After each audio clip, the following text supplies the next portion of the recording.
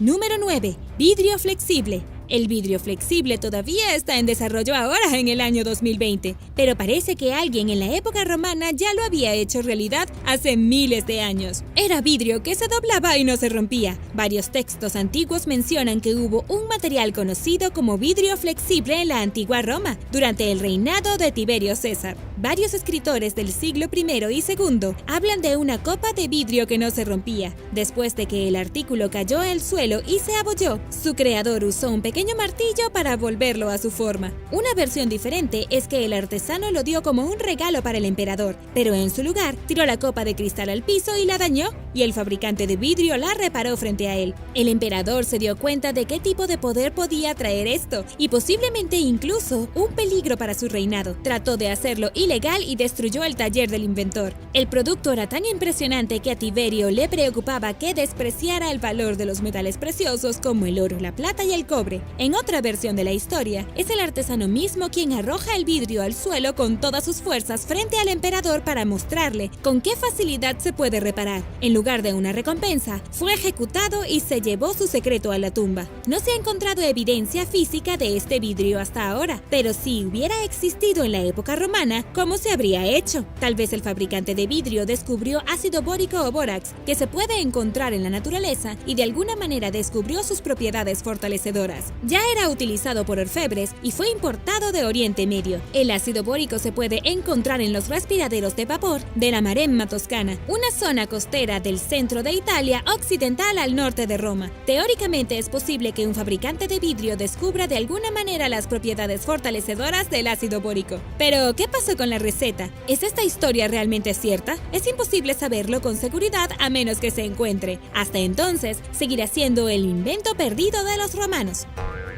Número 8. Disco de la muerte.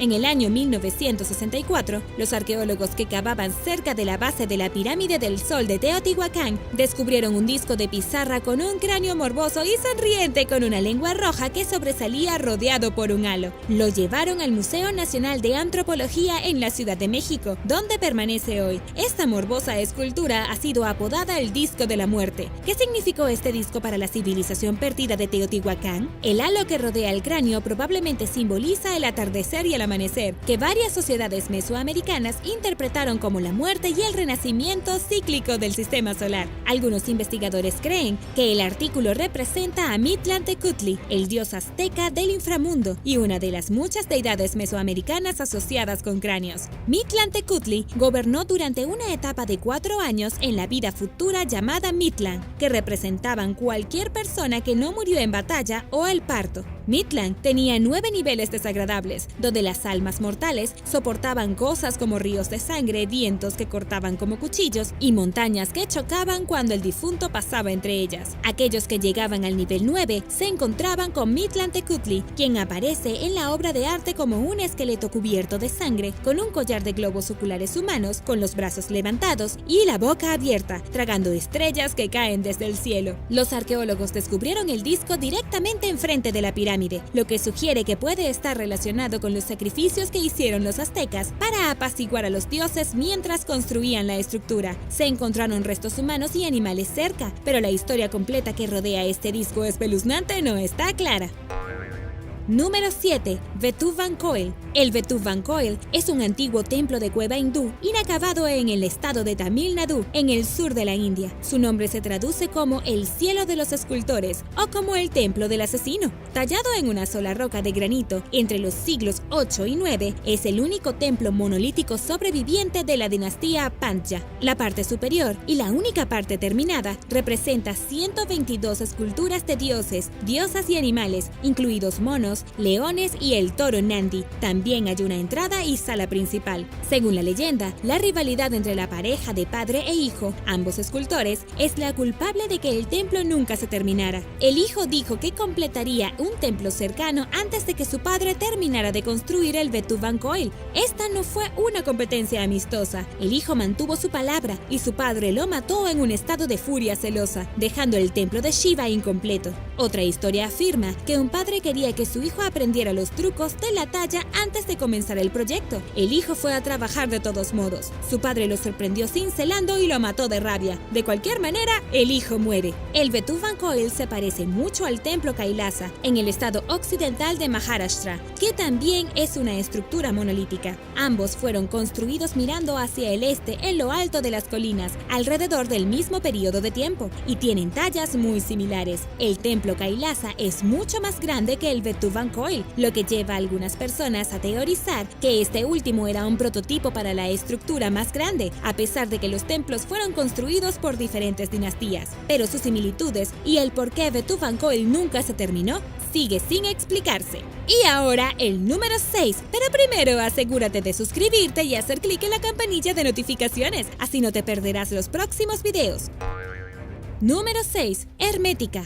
El Corpus Hermeticum o Hermética es una obra literaria de varios volúmenes atribuida al mítico sabio egipcio antiguo llamado Thoth, cuya sabiduría lo transformó en un dios. Estos textos han sido inmensamente importantes en la historia del pensamiento occidental e influenciaron profundamente a los griegos, e incluyen mucho sobre la alquimia y el ocultismo. Esto es algo profundo. Su nombre en griego era Hermes Trismegisto, que significa Hermes 3 veces más grande, y se creía que era el inventor de la escritura y el mecenas de todas las artes escritas. Por eso los textos se conocen como hermética o los escritos herméticos. Ahora, solo sobreviven fragmentos de los textos originales y representan una mezcolanza de tradiciones místicas y espirituales influenciadas por la Kabbalah, el antiguo misticismo judío, el neoplatonismo, una escuela filosófica de pensamiento que se originó en el mundo greco-romano en la antigüedad tardía, y el cristianismo. La leyenda afirma que Hermes Trismegisto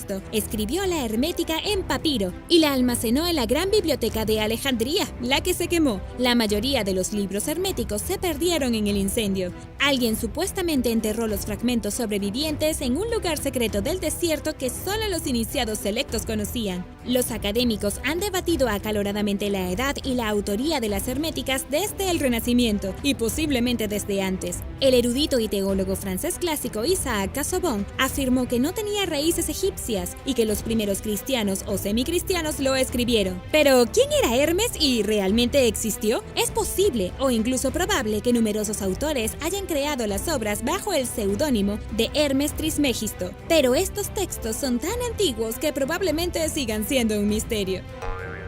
Número 5. Fuertes vitrificados. Escocia está llena de historias y leyendas, pero un misterio ha desconcertado a los historiadores durante más de 200 años. En el siglo XVIII, una búsqueda oficial de las tierras altas de Escocia descubrió una antigua fortaleza de la Edad del Hierro. Si bien esto ya es interesante, resulta que este fuerte estaba hecho de piedras que de alguna manera se habían fusionado. Conocido como Dunderdale, fue construido por personas de la Edad del Hierro alrededor del año 500 a.C., cuando en teoría los humanos carecían de tecnología para calentar paredes de piedra a 1100 grados centígrados. Este calor causó la fusión parcial de la piedra, que luego se convirtió en vidrio o se recristalizó en un proceso conocido como vitrificación. Inicialmente, después del descubrimiento, muchas personas dijeron que no había forma de que esto fuera real, o tal vez fue construido sobre los restos de un antiguo volcán. Pero en realidad hay muchos más fuertes como este, no solo en Escocia, sino también en Europa. Dunderdale es solo uno de los 70 fuertes vitrificados de Escocia y los 200 fuertes vitrificados de toda Europa. Los teóricos de la conspiración sugirieron que una antigua superarma que aún desconocemos debe haber derretido las piedras. Los científicos pensaron durante mucho tiempo que algún tipo de actividad destructiva, como la guerra, derretía las rocas, pero no hay evidencia de cómo.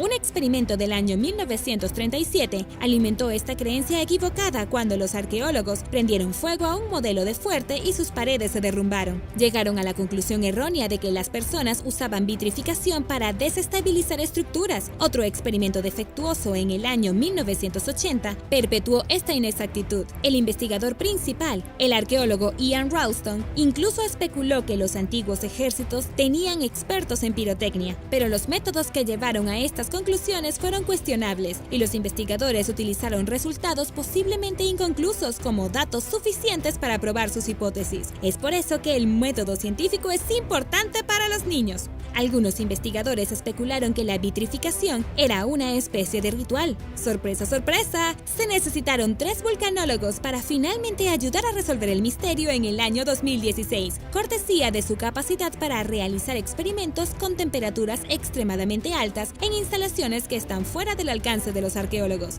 Colocaron algunas muestras de roca en un horno de caja que imita la tecnología de la Edad del Hierro. El calor abrasador debilitó las piedras individuales, pero fortaleció la estructura general al convertir el mortero que mantenía las rocas juntas en una densa sustancia parecida al vidrio. En otras palabras, resulta que subestimamos las capacidades de ingeniería de estas personas de la Edad del Hierro. Tanto es así que se necesitan más experimentos para comprender plenamente sus prácticas de vitrificación y cómo y por qué hacían esto en toda Europa. Número 4. Hierro de Wolfsek.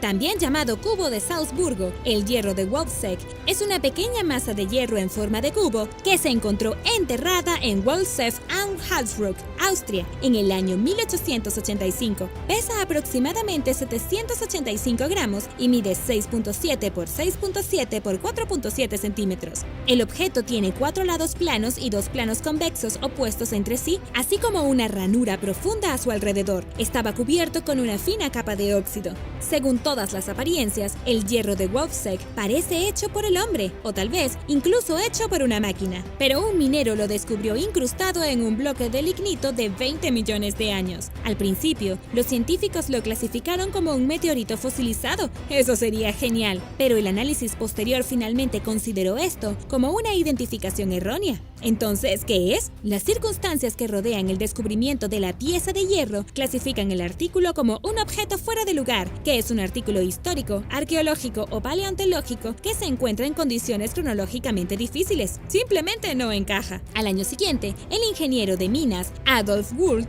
le contó a la Sociedad de Historia Natural de Bonn sobre el extraño objeto. Hoy reside en el Museo Heimathus, en Buchlabrück, Austria, donde permanece oculto. El hierro de Wolfsek no se ha probado con métodos modernos. Es posible que el objeto sea una pieza del equipo de minería que de alguna manera se incrustó en la veta de carbón años antes de su redescubrimiento. Han circulado algunos rumores falsos, especialmente entre los círculos paranormales. Una falacia es que el objeto desapareció del Museo de Salzburgo en el año 1910, pero aparentemente el museo en Austria todavía lo tiene. La gente también lo describió erróneamente como un cubo de acero perfectamente mecanizado. Con tanta información errónea circulando, no se sabe qué creer. Número 3. Tableta esmeralda. También llamada tableta esmeraldín o tabula esmeraldina, se dice que la tableta esmeralda es parte de la hermética y supuestamente fue escrita por el mismo hombre convertido en dios, Thoth o Hermes Trismegisto. Es una tableta hecha de piedra verde que se dice que contiene los secretos del universo. La leyenda dice que la tableta fue encontrada en una tumba debajo de una cueva debajo de la estatua de Hermes en Tiana. Se cree que el dios dividió su conocimiento en 42 placas de esmeralda, codificando los principios científicos que rigen el universo. Puede que se haya llevado a cabo en el Arca de la Alianza o incluso puede provenir de la Atlántida. Pero ¿cuál es el secreto sagrado? La sustancia mágica de inicio conocida como la piedra filosofal para convertir el metal en oro. La alquimia medieval y renacentista se basó en información copiada de la tableta esmeralda y el propio Isaac Newton tuvo una traducción de la misma. La primera aparición conocida es en Kitab Sir al-Halik, libro de secreto de la creación y arte de la naturaleza, una obra árabe escrita en algún momento entre los siglos 6 y 8. Algunos estudiosos creen que este texto es la tableta esmeralda original. El significado de la tableta esmeralda es ampliamente discutido. Existen numerosas interpretaciones de la obra, que se tradujo por primera vez en el siglo XII al latín. Una versión popular describe 7 etapas de la transformación alquímica, pero tal vez ninguno de los autores entendió completamente los secretos y el poder oculto del texto. No sabemos qué pasó con el original, y la ciencia todavía tiene problemas para comprender el significado de este poderoso texto. Y como saben, parece que la clave de la piedra filosofal sigue siendo un misterio. Número 2. El pájaro de Saqqara. También llamado el planeador de Saqqara, el pájaro de Saqqara es una pequeña figura de madera que data del año 200 a.C. Una expedición arqueológica lo descubrió en una tumba egipcia en el año 1898. El objeto de 2200 años de antigüedad, hecho de madera de arce sicómoro, parece un pájaro, pero también tiene un extraño parecido con un avión, lo que le otorga la clasificación de un objeto fuera de lugar. Pesa 40 gramos y mide 14 centímetros de largo, con una envergadura de alas de 18 centímetros. El pájaro de Saqqara tiene un pico y ojos de halcón, lo que sugiere que representa al dios Horus, pero carece de pies y cualquier apariencia de plumas, aunque pueden haber sido pintadas al mismo tiempo. Su cola es extrañamente cuadrada y vertical y tiene forma adecuada de un estabilizador horizontal o plano de cola de un avión moderno. Los investigadores están divididos sobre la posibilidad de que el objeto alguna vez tuviera un plano de cola. Para algunos, parecía aerodinámicamente preciso, por lo que probaron réplicas, con y sin el plano de cola. Los resultados iniciales de la prueba fueron decepcionantes. En el peor de los casos, el planeador era totalmente inestable. En el mejor de los casos, todavía se desempeñaba mal. El experto en aerodinámica, Simon Sanderson, tuvo más suerte cuando probó su réplica en un entorno simulado que imita las corrientes y condiciones de aire de Egipto. Incluso sin un plano de cola, su réplica alcanzó 4 veces su peso en elevación. Con una parte agregada, voló aún mejor. Algunas personas ven el planeador como evidencia de que los antiguos egipcios entendían la aerodinámica, o que incluso era un modelo a escala de un avión o planeador real. Otros atribuyen las dimensiones en forma de avión del objeto a la coincidencia. Número 1. ¿Quiénes eran los teotihuacanos? Los científicos han luchado durante mucho tiempo para aprender más sobre la cultura mesoamericana poco conocida que habitaba en Teotihuacán, una ciudad preazteca ubicada a 483 kilómetros al noreste de la Ciudad de México. La desconocida sociedad se instaló en Teotihuacán ya en el año 400 a.C. y se convirtió en una metrópolis próspera alrededor del año 100 después de Cristo, cuando la población en rápido crecimiento construyó monumentos, pirámides, canales y calles extensas por las que el sitio era famoso. En su apogeo, la población llegó a 200.000 habitantes. En muchos sentidos, los investigadores solo pueden especular sobre quiénes eran estos sofisticados planificadores urbanos, pero gracias a la evidencia recientemente descubierta, están aprendiendo más sobre los teotihuacanos, quienes probablemente practicaron una religión similar a la de los mayas, que se centraba alrededor de los cuerpos celestes e involucraba rituales de sacrificio. Criaban aves de corral y cultivaron una variedad de productos. Las rutas comerciales ocupadas que se extendían hasta la costa del Pacífico y el Golfo de México les permitieron intercambiar sus productos con otras sociedades por cosas como obsidiana, el algodón y el cacao. La población era diversa, con personas que venían de cerca y de lejos para establecerse en Teotihuacán. Fue uno de los primeros lugares de fusión del hemisferio occidental, según dijo el académico Miguel Ángel Torres a la revista Smithsonian.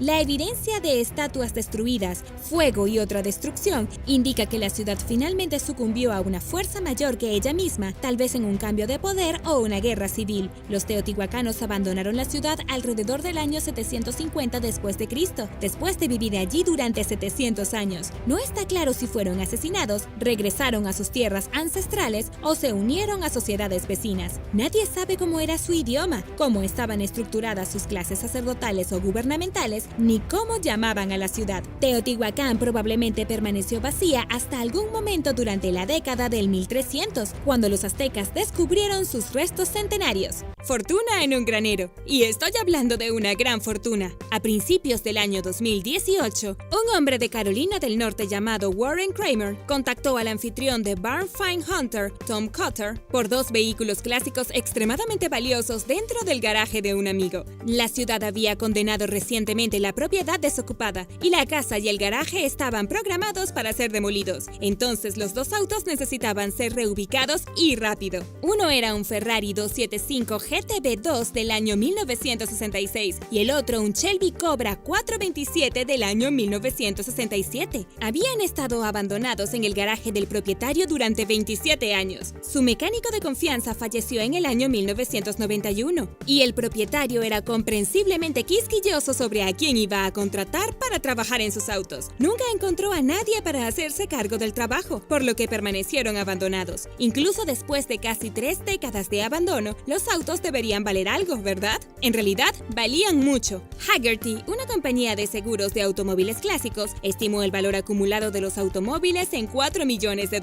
Ninguna compañía de remolque local los reubicaría debido a los riesgos asociados con el movimiento de tan valiosa carga. Cotter no tuvo más remedio que transportar los autos él mismo. Aunque estaban polvorientos e infestados de grillos y ratones, ambos autos estaban en una forma sorprendentemente buena por haberse guardado durante tanto tiempo. El Shelby Cobra, construido por Shelby, tenía solo 30.578 kilómetros y el Ferrari, que el propietario había comprado a principios de los 80 por $47,000, tenía un poco más de 20.921 kilómetros. Gooding & Company vendió los autos como estaban en una subasta en la isla de Amelia, en Florida, por $3.5 millones. Cuando los autos fueron reparados antes del evento, comenzaron a funcionar de inmediato, aunque sus tubos de escape arrojaron excrementos de roedores por el garaje. En palabras de Cotter, era un pequeño precio a pagar, y tenía razón. Número 9. Submarino Kiska. En la remota isla aleutiana de Kiska, en Alaska, se encuentra un submarino enano en forma de orca de la Segunda Guerra Mundial. La Armada japonesa trajo 6 de ellos cuando ocuparon la isla en el año 1942, pero solo queda uno, que sirve como recordatorio oxidado y olvidado de un capítulo polémico en la historia mundial. Hoy, el submarino a batería, de 23.77 metros, que fue construido para solo 2 hombres, permanece en la hierba frente al puerto de Kiska. No sé si eres claustrofóbico, pero no podría imaginar un trabajo peor, dijo la arqueóloga Debra Corbett al Anchorage Daily News. Tienes que ser mentalmente duro para manejar este pequeño espacio con solo otra persona durante un largo periodo de tiempo. Es como estar en cuarentena. Los submarinos enanos como este solo podrían bucear unos 30.5 metros y tenían un alcance de 145 kilómetros a 6 nudos. Tampoco podían cargarse en el mar, lo que significa que barcos tuvieron que recuperarlos. Un investigador dijo, no era como un suicidio, pero tampoco era conocido por su alta capacidad de supervivencia para los ocupantes. Así que sí, probablemente no sea el mejor trabajo a menos que te guste la adrenalina. Si es así, entonces es perfecto. Los japoneses pasaron 14 meses en Kiska, con 7.200 soldados estacionados allí en algún punto. Los militares estadounidenses y canadienses recuperaron Kiska en agosto del año 1943, en una misión conjunta llamada Operación Cottage. Esperaban resistencia por parte de los japoneses, pero huyeron antes de que las fuerzas llegaran, dejando recordatorios de su presencia, uno de los cuales permanece visible hasta el día de hoy. Eventualmente, sin embargo, el submarino simplemente se oxidará.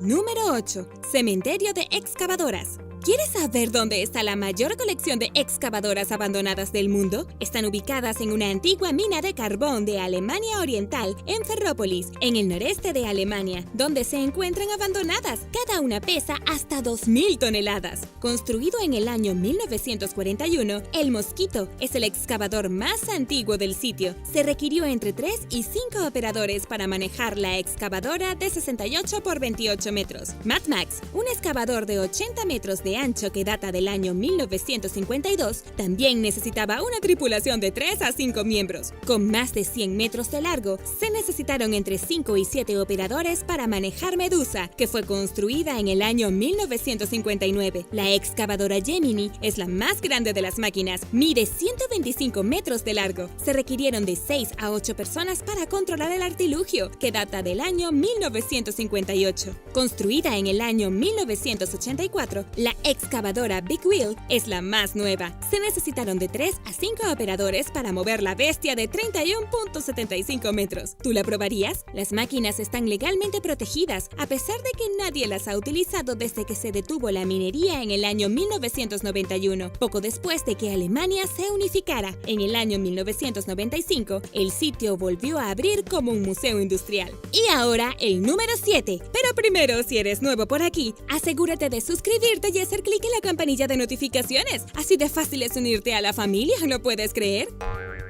Número 7. El Roar Aerotrain. Desarrollado por el ingeniero francés Jean Bartin, el Aerotrain era el vehículo experimental de colchón de aire con orugas, más conocido como aerodeslizador. La máquina viajó sobre una pista de monorriel de hormigón armado en un colchón de aire creado por potentes compresores. Diseñado para eliminar la resistencia de la rodadura de los vehículos con ruedas, podría viajar a una velocidad sin precedentes y sin las complicaciones y los costos que conlleva la compleja pista electromagnética de maglev de diseño similar. La empresa estadounidense Roar Industries Inc. obtuvo la licencia de la tecnología en el año 1969 y construyó un prototipo completamente operativo de $10 millones, con la esperanza de derrotar a los competidores por un contrato de transporte terrestre de alta velocidad con el Departamento de Transporte de los Estados Unidos. El prototipo eléctrico de 29 metros fue diseñado para albergar 60 pasajeros y podía viajar a 241 kilómetros por hora, pero los fondos del gobierno cesaron y el prototipo Roar nunca fue comercializado. Se exhibió en el Museo de Aviones de Pueblo y permaneció allí hasta el 2009, cuando fue reubicado en el Museo de Ferrocarriles de Pueblo, que anunció sus intenciones de restaurar el tren y exhibirlo al público.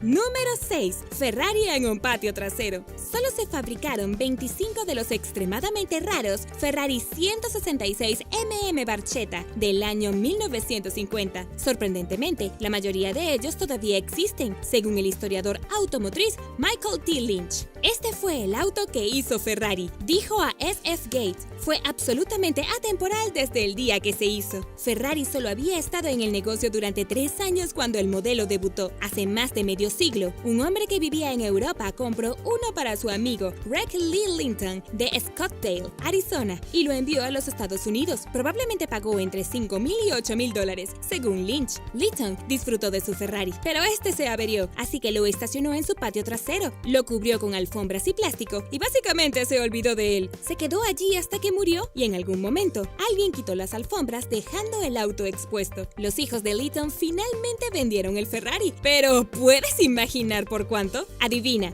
alrededor de $1 millón. A pesar de que estaba en muy mal estado, afortunadamente, el comprador se sintió atraído por la originalidad de Barchetta, incluso si su pintura estaba extremadamente descolorida y astillada. La mayor sorpresa llegó cuando De la Rose, el comprador, investigó el automóvil y se dio cuenta de que estuvo en numerosas carreras famosas durante sus días de gloria, incluidas Le Mans y Silverstone. Mientras reconstruía el motor, el experto de Ferrari, Patrick Otis, descubrió la fecha 6949 grabada en el motor, confirmando que el legendario conductor Juan Manuel "El Chueco" Fangio había corrido el auto.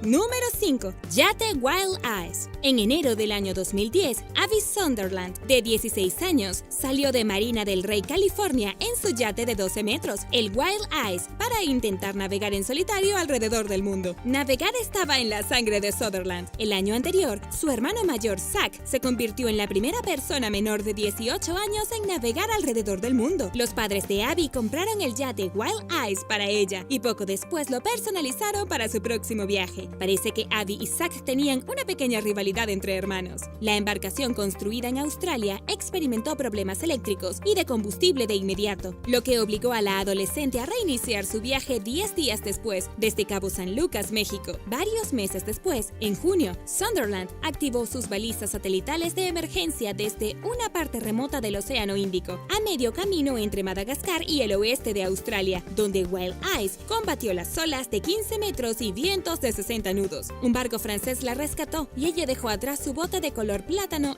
en la terrible tormenta. Nadie volvió a ver al Wild Eyes hasta casi 9 años después, cuando un avión lo vio en las aguas frente al sur de Australia, flotando boca abajo. Los ojos característicos del yate cubierto de percebes estaban descoloridos y desgastados, y su mástil se había roto durante la tormenta que obligó a Sunderland a pedir ayuda. La reaparición de la embarcación fue emotiva para ella, quien dijo años antes que nunca esperó que se encontrara el barco. Número 4. Transbordadores espaciales soviéticos. El programa Buran fue un programa de transbordador espacial reutilizable soviético que comenzó durante la carrera espacial, una competencia de décadas entre los Estados Unidos y la Unión Soviética para ver quién era el primero en lograr hitos en el espacio. La Unión Soviética construyó la nave espacial Buran en un intento de superar el programa del transbordador espacial de la NASA. En la Unión Soviética, el transbordador espacial fue visto en primer lugar como un portador de armas nucleares, escribió Anatoly Sak en su sitio web russianspaceweb.com. En el año 1976, a pesar del aparente escepticismo en la industria espacial, el gobierno soviético decidió responder a la amenaza del transbordador con una nave espacial similar. Buran fue construido para albergar a 6 pasajeros, con espacio de carga adicional para satélites que miden hasta 17 metros de largo. Después de 24 vuelos de prueba nacionales, 15 de los cuales fueron completamente automáticos, Buran se lanzó al espacio el 21 de noviembre del año 1988. Orbitó 2 veces, luego volvió a entrar en la atmósfera antes de aterrizar con éxito bajo control automático, lo que las naves espaciales de la NASA no podían hacer. Pero el momento del proyecto no podría haber sido peor. La Unión Soviética colapsó 3 años después, en el año 1991, y el programa fue cancelado posteriormente. 3 Buran sobrevivientes están abandonados dentro de un hangar en la actual Kazajstán. Nunca terminaron en museos por falta de interés y dificultades logísticas. Durante una visita en el año 2017, el viceprimer ministro ruso Dmitry Rogozin describió a los Burans y declaró: los transbordadores y el cohete han estado expuestos al polvo, excremento de pájaros y temperaturas extremas durante casi 30 años. El tiempo ha dejado su huella, pero aparte de eso, están en bastante buenas condiciones. Número 3. Overland Train Mark II. En el año 1958, el gobierno de los Estados Unidos encargó a la compañía tejana Le Tourneau que construyera el TC-497 Overland Train Mark II, un enorme tren terrestre todoterreno diseñado para transportar hasta 150 toneladas de carga. El vehículo de 174 metros de largo y 54 ruedas motrices funcionaba con 4 motores de turbina de gas solar con una potencia acumulada de 4.680 caballos de fuerza. Se extendieron por todo el tren, con una alojada en el vagón de control. La cabina de 6 ruedas tenía 9.1 metros de altura, con baños, dormitorios, una cocina y una capacidad de carga de 6 personas. Este gigantesco vehículo era lento, viajaba alrededor de 32 kilómetros por hora. Cuando estaba completamente cargado, podía cubrir una distancia de 563.27 a 724.21 kilómetros. El ejército comenzó a probar el Mark II en el año 1962 y funcionó bien, pero los helicópteros de carga pesada o de carga, como el Sikorsky S-64 Skycrane, comenzaron a salir el mismo año y los militares abandonaron el proyecto. Era un poco tarde. El vehículo experimental nunca más se usó y se vendió principalmente para chatarra, mientras que la cabina de control permanece en el Yuma Proving Ground de Arizona. Número 2. TSS Duke of Lancaster. Construido en el astillero Harland and Wolff de Belfast, Irlanda, el TSS Duke of Lancaster fue un ferry británico de pasajeros y cruceros. Cuando entró en servicio por primera vez, tenía uno de los mejores servicios de primera clase, pero pronto perdió su popularidad por los barcos más nuevos. Para competir con los transbordadores de automóviles que aparecieron durante la década de 1960, los propietarios modificaron su capacidad de carga para albergar 105 automóviles y 1.200 pasajeros. La nave hizo su último viaje en el año 1978. Una compañía compró el barco, que planeaba convertirlo en un centro comercial, llamado The Fun Ship, y lo atracó en el norte de Gales. Pero estos planes fracasaron debido a disputas legales con el consejo local, y el nuevo propietario, John Rowley, se rindió. Cerró permanentemente el barco en el año 1983. Los exploradores ocasionalmente obtienen acceso al interior de la nave oxidada, pero es muy raro. En el pasado, la nave abandonada atraía principalmente a los entusiastas de los juegos clásicos debido a sus 50 juegos, incluidas algunas piezas raras y valiosas. Pero los juegos fueron vendidos y retirados del barco oxidado, cubierto de grafitis, que permanece en su lugar de amarre. Número 1. Los superdeportivos abandonados de Dubái. Es raro ver a un auto hermoso abandonado, a menos que estés en Dubái, claro. Cada año se abandonan entre 2.000 y 3.000 superdeportivos de lujos en los Emiratos Árabes Unidos. Los automóviles que presentan riesgos para la seguridad y obstruyen el tráfico son finalmente confiscados, dijo a Drive Tribe el director del Departamento de Gestión de Residuos, Abdul Majed Saifae, mientras que otros permanecen abandonados durante años antes de ser recuperados. Muchos de los vehículos abandonados son superdeportivos de lujo. En los últimos años, varios Lamborghinis, Porsche, Bentleys, Koenigsegg, BMW, Nissan Skylines, un Enzo Ferrari de edición limitada y un Honda NSX se quedaron abandonados en lugares como aeropuertos y estacionamientos. El fenómeno ha provocado furor en Internet y muchas personas suponen que los propietarios de automóviles inmensamente ricos se aburren de sus juguetes y simplemente los abandonan. Pero es más probable que sea un efecto resultante de la crisis financiera mundial, junto con la lucha de Dubái contra la caída de los precios del petróleo. En los Emiratos Árabes Unidos, que se rige en gran medida por la ley Sharia, es un delito incumplir un préstamo y no hay leyes de bancarrota u otras protecciones para las personas que se atrasan en sus pagos de automóviles y tarjetas de crédito e hipotecas. El incumplimiento de estas obligaciones financieras puede resultar en la cárcel y las personas están en la lista negra después de perder solo un pago. Como resultado, muchos expatriados huyen de los Emiratos Árabes Unidos en el momento en que están en la lista negra. Los locales también se ven afectados. La ventaja de estas leyes financieras duras es que los amantes de los automóviles pueden adquirir un automóvil de lujo por centavos de dólar. Los propietarios de automóviles tienen solo 15 días para recuperar su vehículo incautado antes de que salga a subasta. Y por lo que parece, la mayoría de las personas no quieren recuperar su automóvil. El vacío en la Gran Pirámide.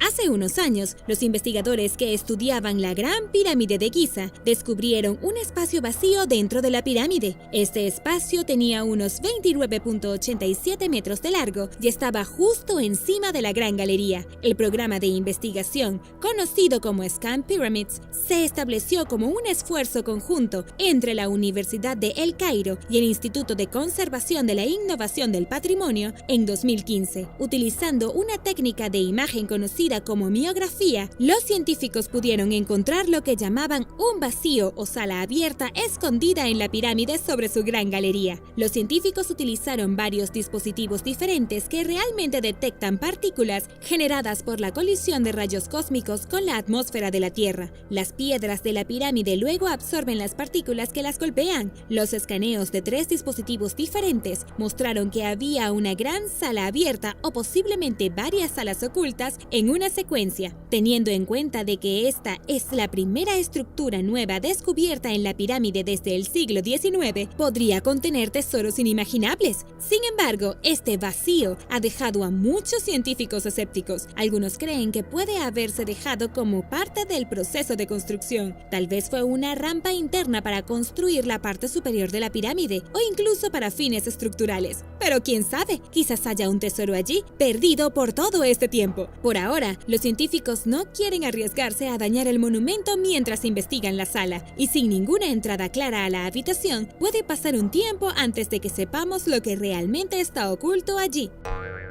Número 7. El colapso de la Edad de Bronce. Poco después del año 1200 a.C., hubo un colapso repentino de las civilizaciones de la Edad de Bronce tardía y el mundo entró en un período oscuro. Los arqueólogos e historiadores han estado confundidos durante mucho tiempo sobre qué causó exactamente este evento aparentemente repentino. ¿Tú qué crees que pasó? Según el antropólogo Eric Kling de la Universidad George Washington, esta caída social parece haber comenzado con la invasión de Egipto en 1777 a.C.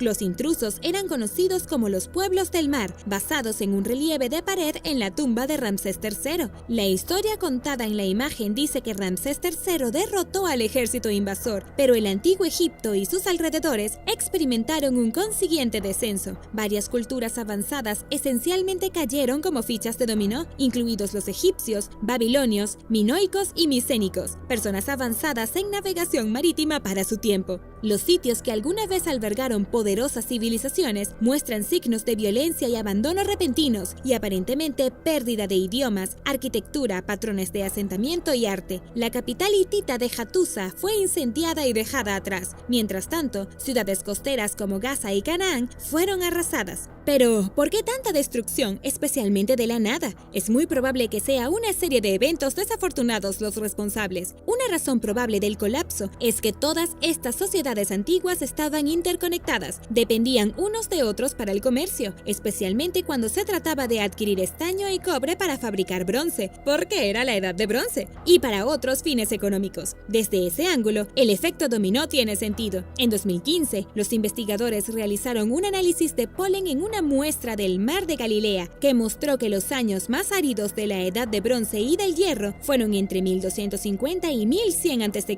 cuando todas estas civilizaciones se desmoronaron, lo que indica que la sequía puede haber sido un componente crítico en su caída. Pero un colapso de tal magnitud, según Kling, todavía necesitaba la combinación perfecta de factores, o en sus palabras, una tormenta perfecta de eventos, y no puede simplemente explicarse por esos factores. Si bien los investigadores aún están en conflicto e inseguros con respecto a la receta de los eventos que conjugaron esta llamada tormenta perfecta, algunos han advertido que ciertamente podría suceder nuevamente.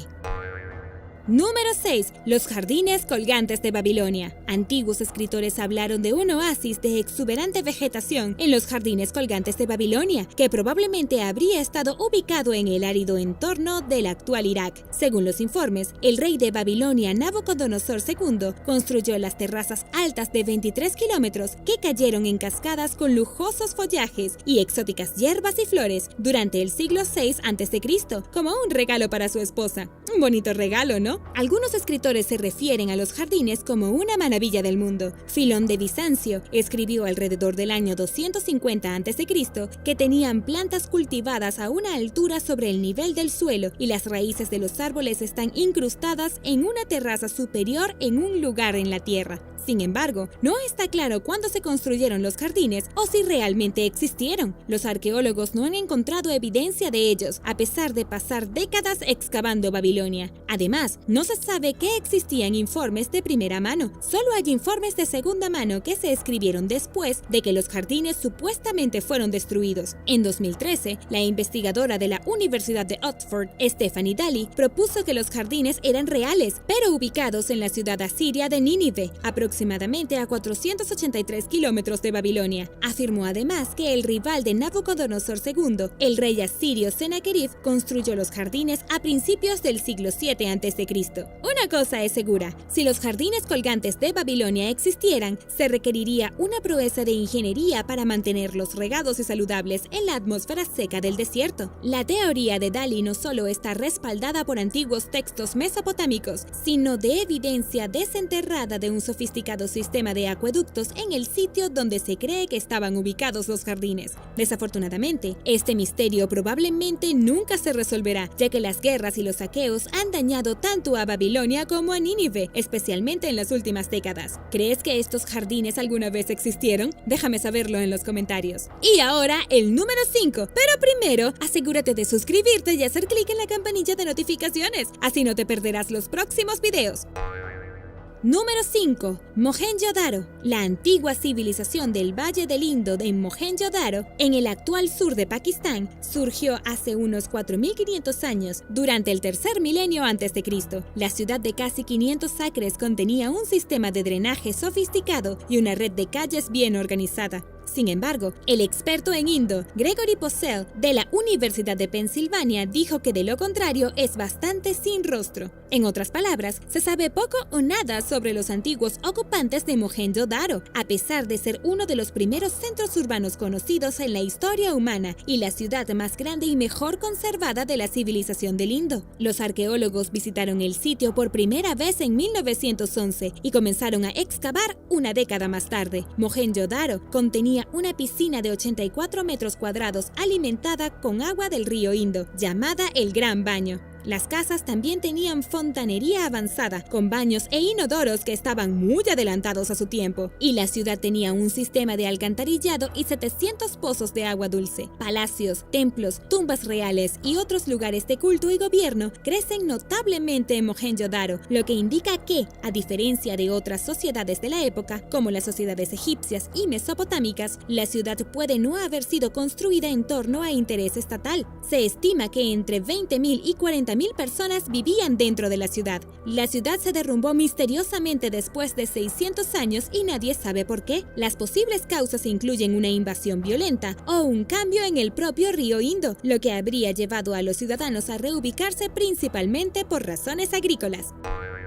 Número 4. William Shakespeare. Ya sabes que William Shakespeare fue un genio y poeta dramaturgo. Sus obras son históricas y culturalmente significativas. Vivió en el siglo XVI y vivió en Londres antes de regresar a la casa de su infancia de Stratford-upon-Avon. Pero algunos académicos creen que William Shakespeare en realidad no escribió todas estas obras que creemos que hizo. Para ser claros, nadie duda que realmente existió, sino de que él mismo no las escribió. ¿Pero por qué es esto? Esto se debe a que ciertos elementos de las obras de Shakespeare, como el uso del francés y el conocimiento de cosas como otros países, asuntos judiciales y asuntos legales y políticos complejos, entran en conflicto con los componentes centrales de su modesta identidad. Además, la vida del hombre carece notablemente de documentación oficial, aparte de un puñado de firmas, así como de registros de matrimonio y nacimiento. Curiosamente, ninguno de los documentos relacionados con Shakespeare se relaciona con sus 37 obras de teatro y 154 sonetos. Esta ausencia de prueba de propiedad de su trabajo, junto con humildes comienzos, han llevado a muchos a preguntarse si el trabajo de Shakespeare fue incluso suyo. Algunos de los nombres más famosos de la historia, incluidos Sigmund Freud, Mark Twain, Helen Keller, Charlie Chaplin y Henry James, han cuestionado la identidad verdadera del dramaturgo. Pero, si Shakespeare no era, Shakespeare, entonces ¿quién era? ¿Fueron varias personas? ¿Tal vez contrató personas para ayudarlo con ciertas cosas? En realidad, el 17º conde de Oxford, Edward de Vere, es el candidato más favorecido. Viajó a todos los lugares mencionados en las obras de Shakespeare y fue un abogado altamente educado y entrenado, lo que lo hace más calificado como dramaturgo a primera vista que un simple hombre del campo. Las personas que apoyan esta teoría, conocida como oxfordianos, argumentan que puede haber ocultado su identidad debido a la naturaleza política provocativa de las obras de teatro y debido a la aparente vergüenza que puede haber surgido junto con una carrera de dramaturgia. ¿Tú qué piensas? ¿Fue Shakespeare o alguien más quien escribió esas obras? Déjame saberlo abajo en los comentarios. Número 3. El Mary Celeste. Aquí vamos. ¿Qué pasó con el barco Mary Celeste? El barco mercante estadounidense Mary Celeste zarpó de la ciudad de Nueva York el 7 de noviembre de 1872 hacia Génova, Italia, con 7 tripulantes, el capitán Arthur Briggs y su esposa y su hija pequeña a bordo. A menos de un mes después, los miembros de la tripulación del británico Dei Gratia vieron al Mary Celeste en las aguas picadas a unos 644 kilómetros al este de los Azores. El capitán David Moorhouse del Dei Gratia estaba confundido por la vista, ya que Mary Celeste partió de Nueva York 8 días antes que su barco y ya debía haber llegado a su destino. Cambió de rumbo para ofrecer ayuda al buque a la deriva, solo para descubrir que estaba vacío. Las pertenencias de los miembros de la tripulación estaban todavía a bordo, junto con un suministro de alimentos y agua para 6 meses, y el suministro de carga estaba intacto. Había 1.1 metros de agua en el fondo del barco y el único bote salvavidas había desaparecido. ¿Qué pasó con la tripulación del Mary Celeste? Nadie lo sabe a ciencia cierta. A lo largo de los años, las teorías han surgido de que sufrieron a manos de un ex esclavo vengativo, un marinero homicida, un monstruo marino, piratas o incluso un peligroso pico de agua. Pero la embarcación estaba en buenas condiciones y bien abastecida, descartando los desastres naturales y saqueadores, así como cualquier razón aparentemente válida para que Briggs ordenara a la tripulación abandonar la nave. La mala fe de la tripulación del Dei Gratia pudo haber estado involucrada. Los tripulantes que descubrieron el Mary Celeste tenían derecho a una indemnización de salvamento, pero solo recibieron un sexto de los $46,000 por los que estaba asegurado el barco, lo que sugiere que las autoridades no estaban convencidas de su inocencia. Una investigación de 2007 reveló que el Mary Celeste había sido reparado recientemente y que los escombros podrían haber dañado las bombas. Incapaz de medir visualmente cuánta agua había en el casco, y también posiblemente después de navegar por error fuera del curso, pero después de haber visto tierra, Briggs pudo haber ordenado a la tripulación que abandonara la nave después de todo. ¿Pero qué pasó después? No lo sabemos.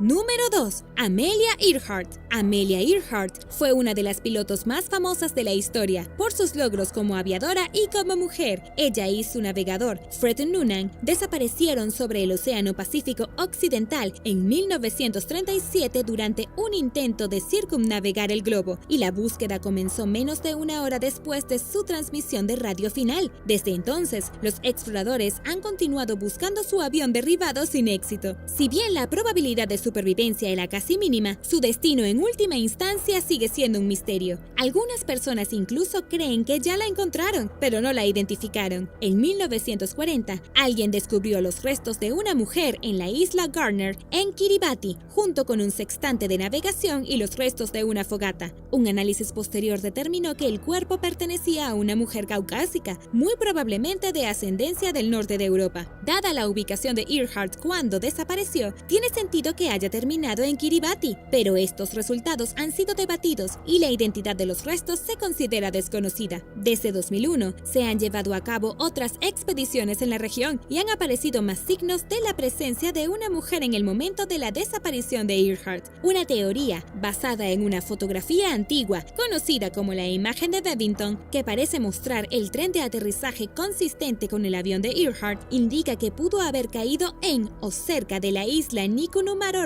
en Kiribati. En 2017, un documental del History Channel compartió el descubrimiento de la misteriosa foto que parece mostrar a Amelia sentada en un muelle de espaldas, pero se determinó que la foto fue tomada 2 años antes de su desaparición. Pero quedan preguntas, y la ausencia de un cierre no es por falta de recursos. El año pasado, el famoso explorador Dr. Robert Ballard dirigió una búsqueda multimillonaria por mar, tierra y aire, con la esperanza de finalmente resolver el misterio de 80 años, pero la búsqueda no consiguió ni un bocado del avión Lockheed Electra de Earhart. A pesar de esto, Ballard se negó a descartar la búsqueda como un fracaso, porque al menos elimina la región como la posible ubicación del avión. Este avión existe, dijo el Dr. Ballard al New York Times en septiembre de 2019. No es el monstruo del lago Ness y se va a encontrar.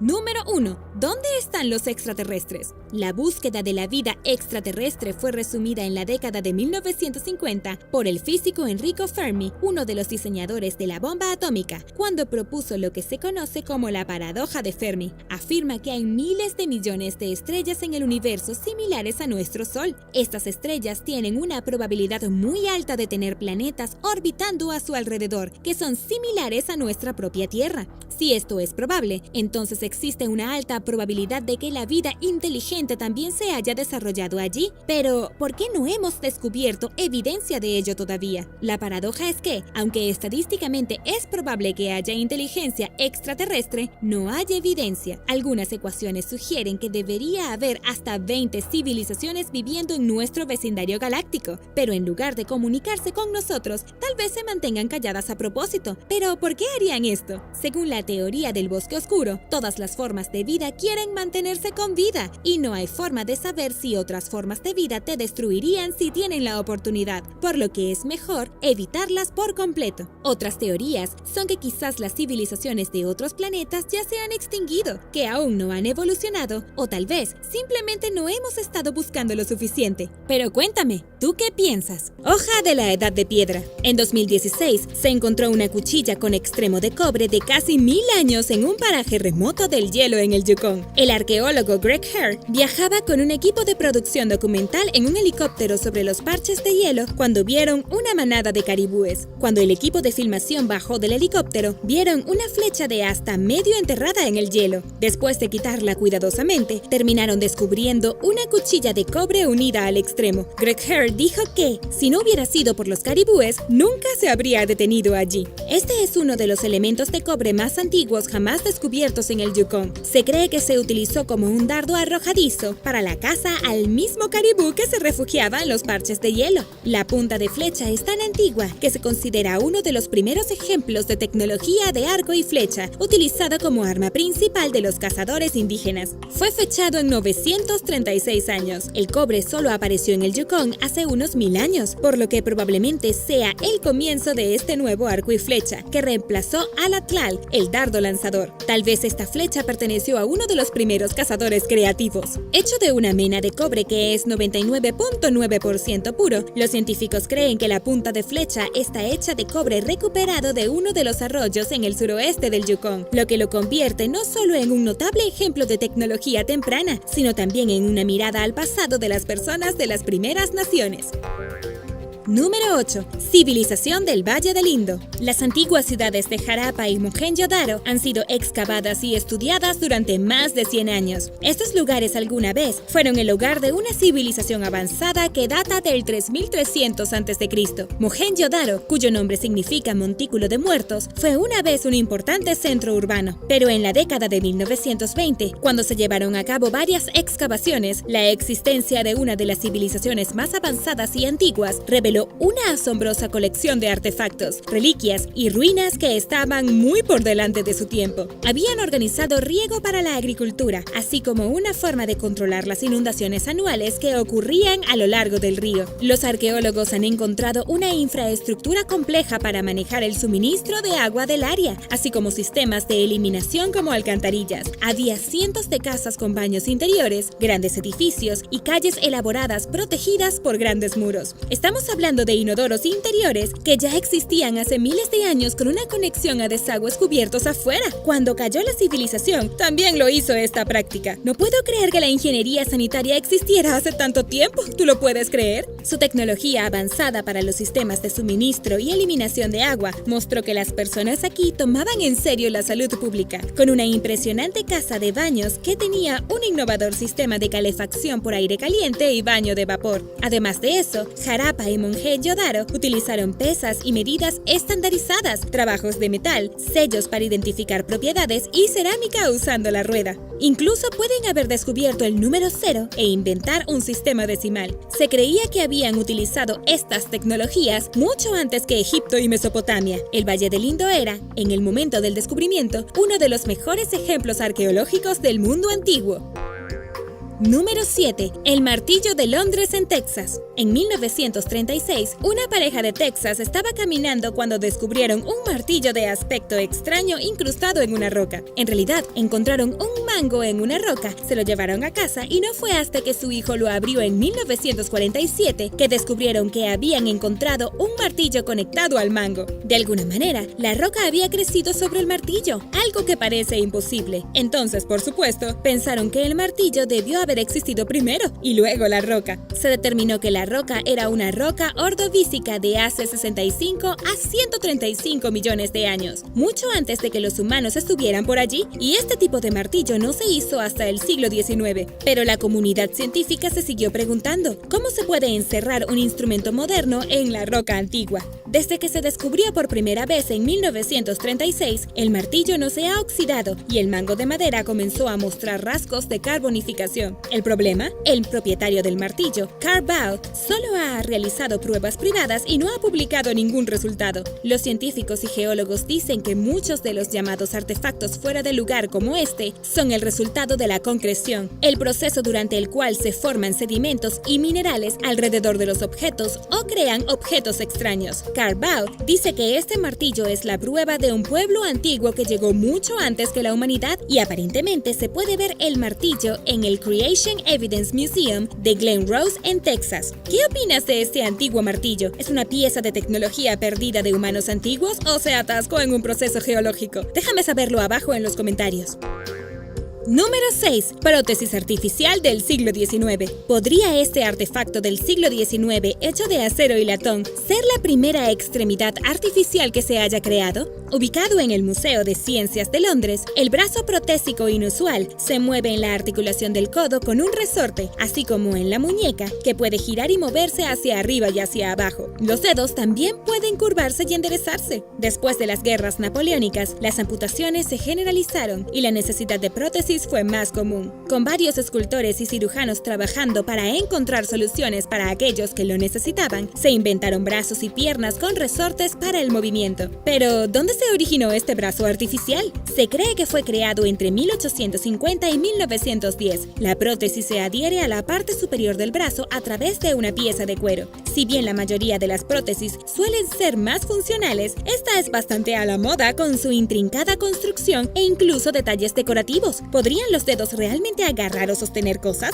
¿Ofreció algún movimiento preciso? Probablemente no, pero me encanta su estética steampunk. Es parte de la colección de historia de la medicina del Museo de Ciencias. Aunque podría no haber funcionado tan bien, habría sido una obra de arte, y en lugar de esconderla, probablemente era una pieza de conversación. Quien lo hizo o lo usó fue probablemente una persona muy interesante. Número 5. La batería de Bagdad. Retrocediendo a los primeros días de este canal, ¿recuerdan la batería de Bagdad? En 1938, a las afueras de Bagdad, en el actual Irak, el arqueólogo Wilhelm Koning desenterró un recipiente de arcilla con un cilindro de cobre que encerraba una varilla de hierro. Mostraba signos de corrosión y reveló que había utilizado un agente ácido como el vinagre. Para Koning, era una batería. Desde entonces, se han encontrado una docena de estos contenedores y todos están envueltos en misterio. Arqueólogos, historiadores, expertos en metalurgia, químicos, geólogos, todos han quedado fascinados con estos curiosos artefactos. Con alrededor de 15 centímetros de alto, cada una de las macetas contenía cilindros que habían sido soldados con una aleación y cubiertos con discos de cobre. En el interior, se suspendieron varillas de hierro en el centro de los cilindros de cobre, que se asemejan a baterías actuales. No hay dos historias sobre la procedencia de la batería que sean iguales. En 2003, la batería original de Bagdad estaba ubicada en el Museo Nacional de Irak, pero fue saqueada junto con miles de otros artefactos durante la guerra. Quizás los partianos o los sasánidas crearon esta batería 2000 años antes de que se inventaran las baterías eléctricas, pero no hay otra evidencia arqueológica que la respalde. Independientemente de si es a propósito o no, estas baterías antiguas producen una pequeña corriente eléctrica. Los cazadores de mitos construyeron una réplica que funcionó, produciendo 1 a 2 voltios de electricidad. Un grupo de estudiantes en el Smith College en los Estados Unidos también creó una réplica que producía de 0.8 a 2 voltios de electricidad. Entonces, eso plantea otra pregunta. ¿Para qué necesitaba la gente antigua una batería? Es muy difícil de decir, pero realmente funcionan. El problema es que nadie ha encontrado ningún cable. Es posible que las baterías se usaran para la galvanoplastia, transfiriendo una capa delgada de metal a otra superficie metálica. El experto en el Departamento de Investigación Científica del Museo Británico, el Dr. Paul Craddock, propuso que las celdas se conectaban entre sí y se colocaban dentro de una estatua de metal que producía una pequeña descarga eléctrica para los fieles que tocaron su ídolo. Creía que la extraña sensación de hormigueo haría que los fieles creyeran en la evidencia del poder y la magia. Cualquiera que sea el verdadero propósito de la batería de Bagdad, en palabras del Dr. Craddock, estos objetos pertenecen a los sucesores de las personas que los hicieron. Esperemos que el mundo logre resolver sus problemas actuales para que las personas puedan ir a verlos. Número 4. Detector de terremotos. Si bien el monitoreo del clima y los terremotos solo puede parecer posibles con la tecnología moderna, resulta que ya podíamos detectar terremotos hace 2000 años. Inventado en China, esta hermosa obra de arte es en realidad un sismómetro o un sismoscopio. Detecta y mide las ondas sísmicas provenientes de un terremoto, erupción volcánica y otros. Shang Heng vivió en China durante la dinastía Hong hace casi 2000 años. Astrónomo, matemático, científico e ingeniero, se le atribuye haber inventado este elegante instrumento científico. Fue presentado a la corte imperial en el año 132 después de Cristo. Las representaciones históricas del sismoscopio lo muestran como un gran instrumento de bronce con forma de urna o jarrón. Montados en el exterior había 8 dragones, cada uno sosteniendo una bola de bronce en su mandíbula y apuntando en las direcciones cardinales. La construcción del sismoscopio todavía es un poco confusa, pero los científicos creen que el cuerpo hueco tenía un péndulo y palancas conectadas a los dragones que detectarían un terremoto haciendo que el péndulo se balanceara. También en el exterior del dispositivo había ranas de bronce ubicadas en los puntos norte, sur, este y oeste de la escultura. El dragón soltaría una bola en la boca de la rana dependiendo de la zona en la que ocurriría el terremoto. Fue proporcionado a los funcionarios del gobierno para enviar ayuda. Se creía que era muy preciso y podía detectar terremotos desde muy lejos, no solo donde estaba ubicado. Inicialmente se recibió con escepticismo. La invención de Heng lo hizo impopular, pero años después, una de las bolas cayó en la boca de una rana. Al principio, no se había sentido ningún terremoto en la capital, por lo que demostró que los críticos tenían razón. ¡Ja! Unos días después, llegó un mensajero para informar que se había producido un terremoto en la dirección que enfrentaba la boca del dragón, ahora vacía. ¡Ups! En 2005, un grupo de sismólogos y arqueólogos de la Academia de Ciencias de China creó una réplica funcional. Contenía un péndulo que estaba suspendido sobre una bola encaramada en un pedestal delgado. Cuando el péndulo se balanceaba, empujaba la pelota hacia uno de los 8 canales y activaba un sistema que animaba la boca externa del dragón. Nadie sabe si es como funcionaba el modelo de Cheng, pero el sismoscopio, que ahora tiene 2 milenios de antigüedad, tenía el mismo principio de funcionamiento para detectar terremotos que los artefactos que se usan comúnmente en la actualidad, y todavía no podemos predecir los terremotos. Número 3. La primera computadora del mundo. El mecanismo de Anticitera es una computadora de 2000 años de antigüedad que cambió nuestra comprensión de la historia humana. En la isla griega de Anticitera, un arqueólogo que examinaba objetos encontrados en un naufragio de 2000 años descubrió varios tesoros. Pero entre los hermosos jarrones, joyas y esculturas de bronce, el descubrimiento de engranajes y diales de bronce montados en una caja de tamaño de un reloj de chimenea cambiaría la forma en que vemos la historia para siempre. Apodado el mecanismo de Anticitera por el nombre de la isla, se cree que esta tecnología griega antigua es la primera computadora del mundo. Tiene al menos 2 docenas de engranajes colocados uno encima del otro, calibrados con la precisión de un reloj suizo. Esta habilidad data de alrededor del siglo XVI, no antes del siglo I. En 1959, el historiador de ciencias de Princeton, Derek de Sola Price, analizó el artilugio y llegó a la conclusión de que era una especie de reloj, calendario o dispositivo de cálculo.